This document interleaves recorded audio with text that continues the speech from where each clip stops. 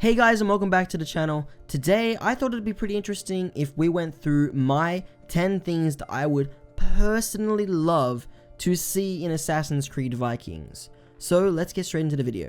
So number one on this list, I have the birth of Eagle Vision, or at least I want them to bring back classic Assassin's Creed Eagle Vision. In the last two games, we've had literal Eagle Vision, so basically a drone mechanic with an eagle flying over being able to scan enemies. And that feature was pretty cool in Assassin's Creed Origins, but in Odyssey I felt like it was overused. I found it was a similar mechanic to the hook blade in Revelations and the Phantom blade in Unity, and feel like it should have been a one game thing and bring back Eagle Vision in the next games. But they brought it back in Odyssey and I wasn't as much of a fan of it as I was in Origins, and just basically Senna was better than Icarus.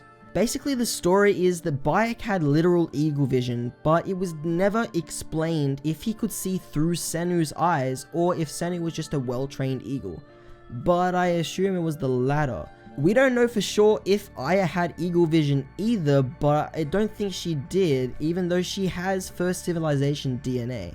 Alexios or Cassandra didn't have eagle vision either, they also had a literal eagle, Icarus. But again, we don't know if they could actually see through Icarus' eyes, as it was never confirmed. But they also have a high concentration of First Civ DNA, making me think that maybe eagle vision was gained later on in the Assassin history. See, this is why Quebec should never touch another Assassin's Creed game in their lifetime. They ruin the lore. Absolutely ruin it. I'm hoping that in this new Assassin's Creed game, this protagonist may be able to get eagle vision or unlock it, I don't know, as if it's a drawer in his brain that maybe Minerva or Juno opens for him, and that's how eagle vision was born.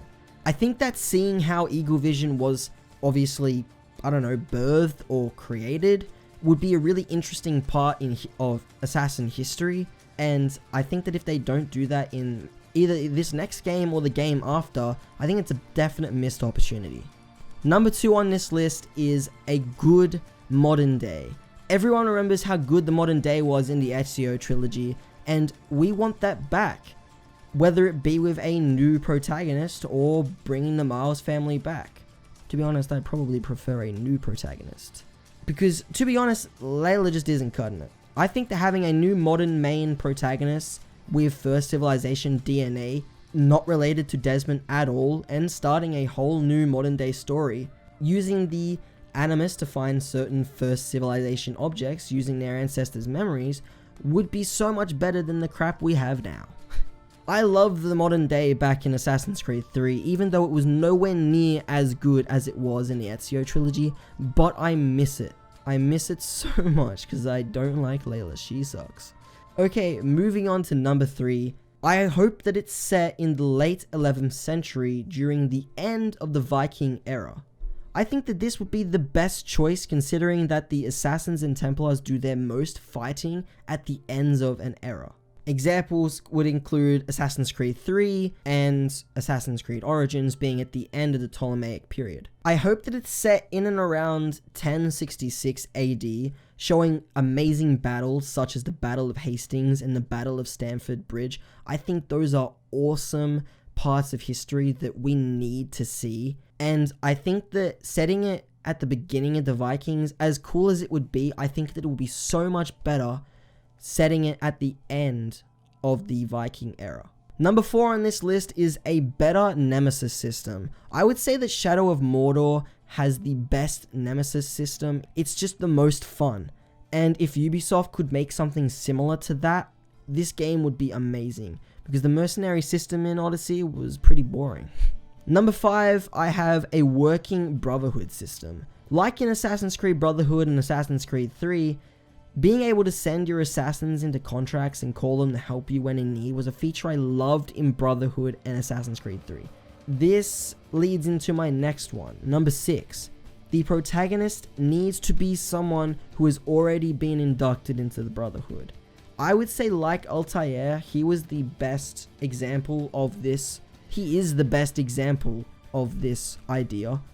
I would say the main protagonist assassin would maybe be sent to medieval England to create a brotherhood in a Templar infested country, but that's just an idea. There are definitely better ideas, but maybe as an assassin during the Viking era, who would also be a Viking, has made their way over to medieval England and is now taking over from the Romans, or has already and has to fight off the Anglo-Saxons who are trying to take back England and its surrounding islands. Number 7 is naval exploration instead of naval combat. I would hope that, seeing it as it's a Viking game, there would definitely be naval exploration. And the fact that Montreal 3 is creating this game, the amazing developers that created Assassin's Creed, Black Flag, and Origins, that there would definitely be naval combat or exploration in this game. I kind of hope that it focuses more on using the ships for exploration more than naval combat. I would hope that it's more exploration than naval combat and have raids be the important naval/land thing. I think this idea would be so much better than just bringing back classic Assassin's Creed naval combat and bringing a fresh idea to this new Assassin's Creed. Number 8, I have places I would love to see on the game's world map. So obviously there would have to be Scandinavia, so Norway, Sweden, Finland, and Denmark. However much they show of those countries will be interesting, but I doubt it'll be all of those countries. They're not huge countries, but they would be pretty big in this type of game. I hope they include medieval England. I want it to be the entirety of England, but I mean, it's possible. The map of Odyssey was huge, but it was empty. So I hope that if they do make this map big, they fill it with amazing side content and amazing character interactions. Maybe adding stranger missions just like Red Dead Redemption 2 had, and similar to what The Witcher had as well. I think that the way that The Witcher handled that world, that big world map, was great, and I love that game, and I hope that this, seeing as they're taking so much from The Witcher, I think it'd be amazing if they take a little bit more and make the world map as great as it was in that game. I think that this time period they've chosen is amazing.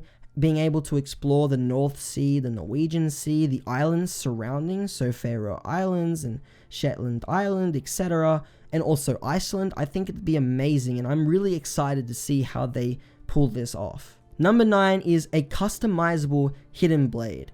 For any of you that have played Jedi Fallen Order, you are able to customize your lightsaber in that game, and I think that's an awesome game mechanic that they've added. If they find a way to customize your hidden blade, whether that be with a cool, interesting feature similar to like the hook blade or the phantom blade, or the gauntlet that goes on top, I think that having customizable hidden blades would be an amazing feature to add. And number 10 on this list, the final thing I would like to see in Assassin's Creed Vikings is assassination contracts. And I'm not talking about the kind of assassination contracts they had in Assassin's Creed 3 or 4 or Rogue, more assassination contracts similar to what we've seen in The Witcher. Because if Ubisoft is dead set on going a full Witcher style RPG, then adding assassination contracts similar to how The Witcher handles Witcher contracts would be an amazing addition to this game. Origins didn't have any assassination contracts, which is understandable because it was the origin of the Assassin Brotherhood, or the Hidden Ones at that time. But I think that with this game being during the livelihood of the Assassin Order, or the Hidden Ones, whatever they are going to be called in this game, I think that having assassination contracts would be an amazing way for this to become a proper RPG, if that's the road that they want to take this. If Ubisoft can handle assassination contracts as good as CD Projekt Red handled Witcher contracts in The Witcher, then that could be an amazing feature added to this new Assassin's Creed game. Alright, that's it for this video, guys. If there's anything that you agree or disagree with, please tell me in the comment section below. It'd be amazing to read what you guys think should be in this game. If you like this video, please hit that like button, subscribe down below, and please share with your family and friends. It would be very much appreciated, and I'll see you all next time.